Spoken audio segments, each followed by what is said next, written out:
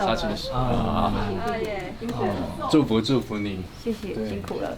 希望你，希望下次有机会再合作。好啊，谢谢，谢谢。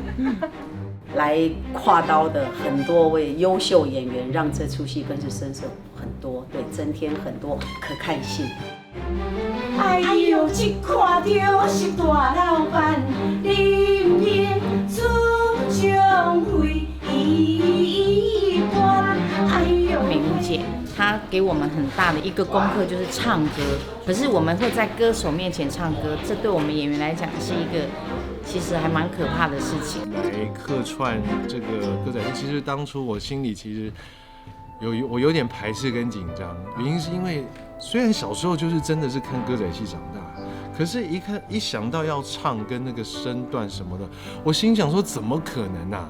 很多不是唱歌仔戏的演员，大家一起共襄盛举，我觉得真的是近几年来拍戏拍得可以这么开心，也有所获得的一部戏。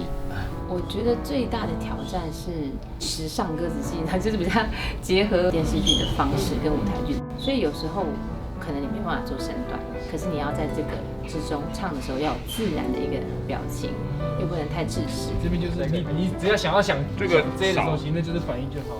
哦，电视版的上面它很多故事的细节是非常的细腻的，它提醒着更多的我们真的要珍惜当下，不要放弃可以拥有的。我觉得这个是很难的。很久已经没有这样的剧组跟制作人或电视台愿意做这么庞大的预算的东西，因为它一切东西都必须要是新的，因为台湾已经太久没有拍这种东西，所以也没有那么多的原本的资源存在。